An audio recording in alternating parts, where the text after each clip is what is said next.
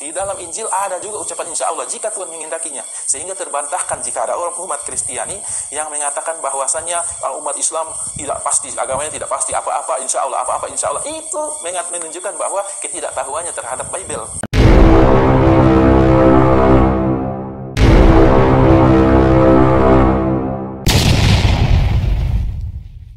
Video berikut.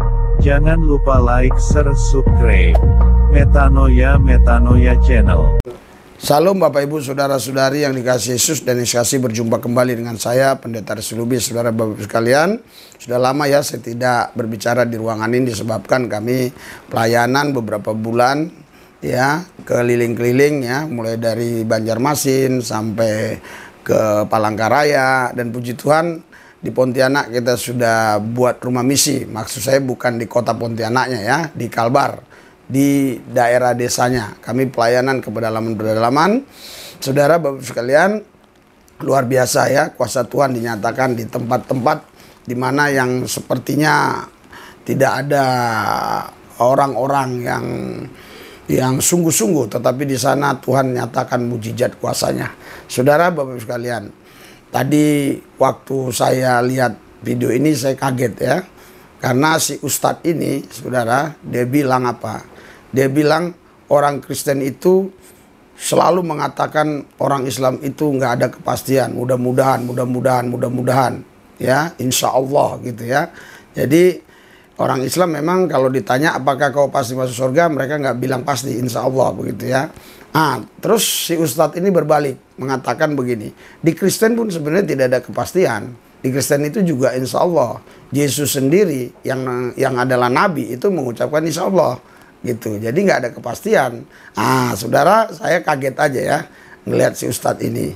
Kenapa dia bisa membahas Alkitab sementara dia nggak paham apa itu arti ayat-ayat yang dia baca. Kalau dia nggak tahu arti ayat yang dia baca, bagaimana cara baca ayat Alkitab, tentu dia akan menafsirkan dengan cara-cara yang keliru, mengartikan dengan cara-cara yang salah, ya. Karena dia hanya comot satu ayat, dia nggak lihat menyeluruh ayat-ayat itu, sehingga dia tidak tahu cerita dalam perikop itu. Coba kita lanjutkan ya, kita lihat apa yang dia katakan. Nih. Firman bahwa umat Islam itu menggunakan insya Allah, sebenarnya itu ada di dalam Injil juga, dan bahkan ini semua nabi mengucapkan insya Allah, termasuk Yesus, termasuk Nabi Isa. Nah, di dalam Bible, di dalam Injil itu dikatakan juga insya Allah. Di Injil di Yakobus pasal 4 ayat 15, pasal 4 ayat 15 kita lihat. Injil Yakobus pasal 4 ayat 15, firman Tuhan. Di sini dikatakan bahwasanya sebenarnya kamu harus berkata, jika Tuhan menghendakinya, kami akan hidup dan berbuat ini dan itu. Coba lihat, di dalam Bible ada ucapan insya Allah loh. Di dalam Bible ada ucapan insya Allah. Sebenarnya kamu harus mengatakan jika Tuhan menghendakinya. Itu dalam bahasa Arabnya, jika Tuhan menghendakinya, dalam bahasa Arabnya insya Allah. Jika Tuhan menghendakinya, kami akan hidup dan berbuat ini dan itu. Jadi ucapan insya Allah yang sering dipakai oleh umat Islam dalam bahasa Arab itu ada juga di dalam Bible.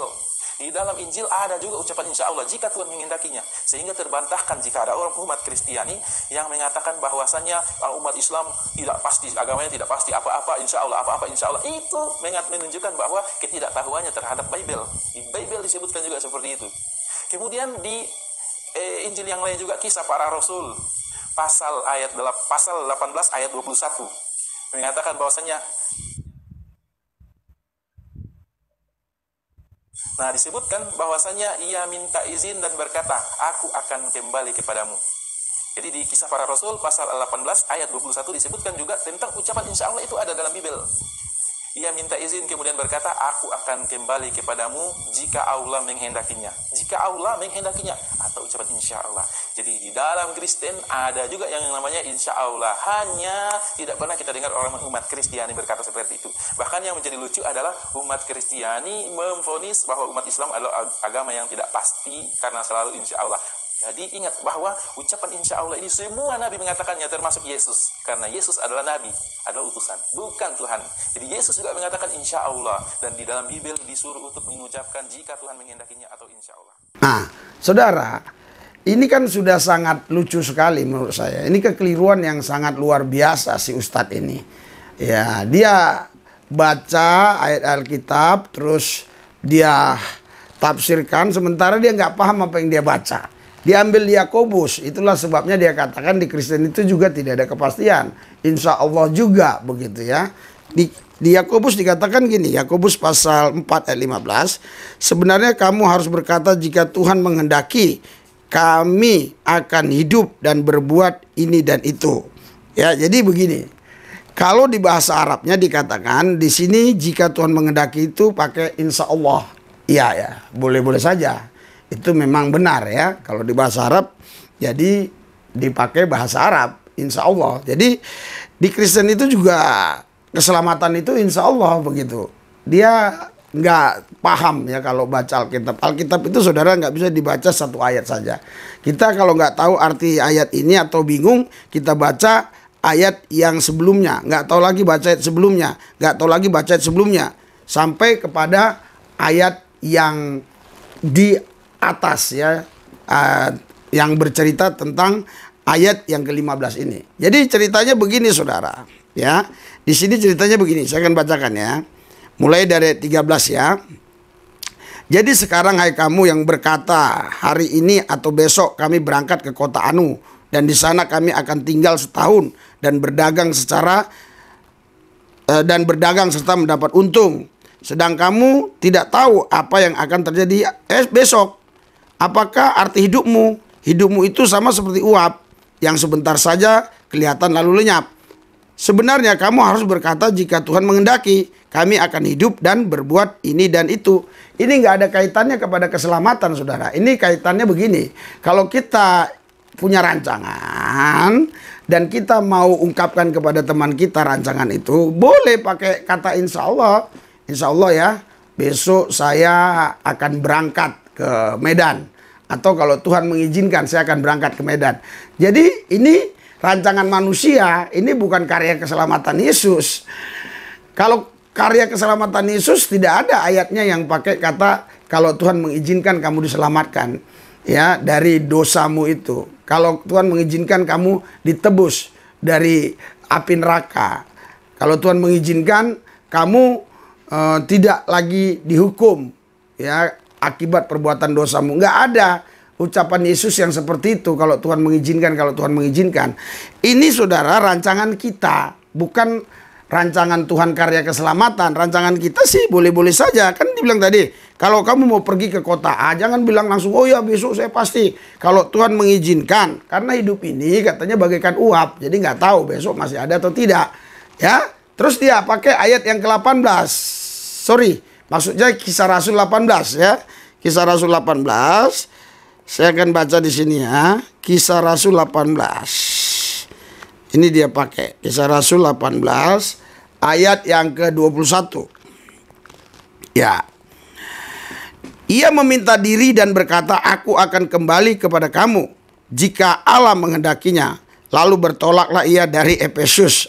Jadi di sini juga jika Tuhan menghendakinya, jika Allah menghendakinya. Kata dia ini dalam bahasa Arab pakai insya Allah dalam Alkitab bahasa Arab.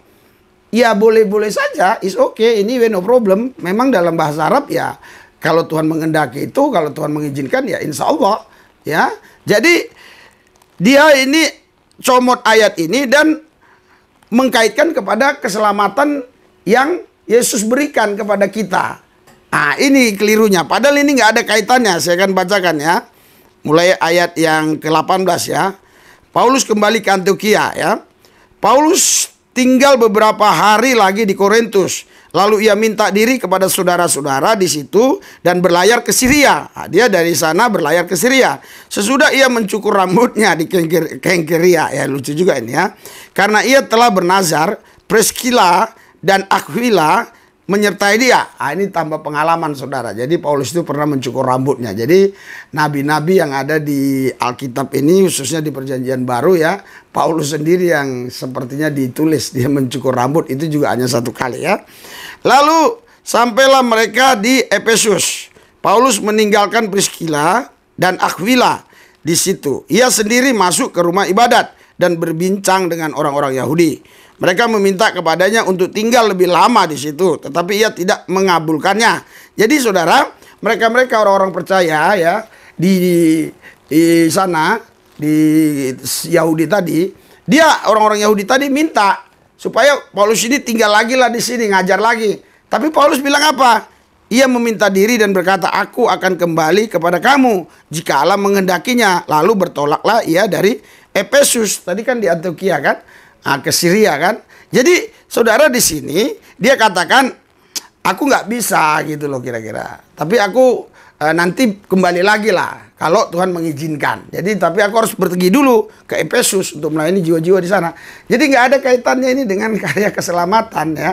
Ini saya dengar Ustadz ini dia baca Alkitab itu tidak lihat konteksnya. Jadi hanya ambil satu ayat itu langsung ditafsirkan begitu saja. Jadi kalau untuk keselamatan, karya keselamatan di Alkitab tidak ada yang pakai kata insya Allah.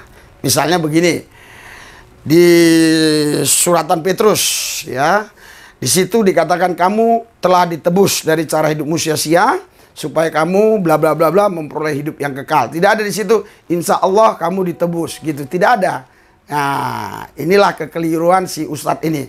Saya berharap ya si Ustadz ini bisa telepon saya di nomor yang ada, nomor admin, sehingga beliau ini, si Ustadz ini boleh kita gembalakan lagi untuk memahami firman Allah. Baru dia mungkin mau kembali ke Ustadz lagi, nggak ada masalah, biar dia bisa membahas Alkitab. Ya kita masukkan ke rumah misi ini ya. Nah ini rumah misinya ya. Tadi rumah misinya ini. Dari yang dikasih Yesus kita akan melihat pembangunan rumah misi ya. Sudah sampai di sana ya, sebentar ya. Tadi kita pelayanan dulu. Ini kita mau lihat.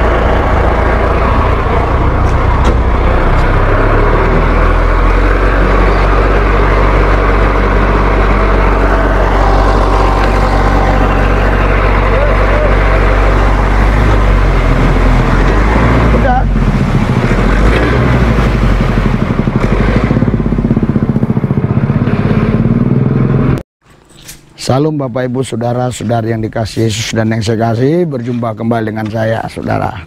Saudara, kita sekarang ada di Kalbar ya.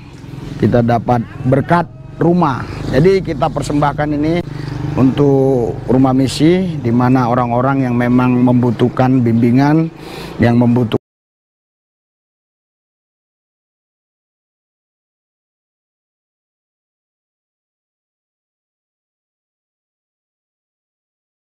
kita bersihin semua ini, maksudnya sampai ke sana, kita uruk semua ini, kita tambah bangunannya sampai ke sana. Karena itu kita lagi bangun. Nanti yang berikutnya saya akan lihatkan perkembangannya yang sudah jadi. Oke, Tuhan Yesus memberkati kita semua. Kita berdoa. Tuhan Yesus, hadirat, urapan dan kuasa-Mu bekerja. Pimpin tuntun langkah-langkah kami supaya kami semakin hari semakin muliakan Tuhan. Terima kasih Tuhan. Dalam nama Yesus kami berdoa, mengucap syukur, haleluya. Amin.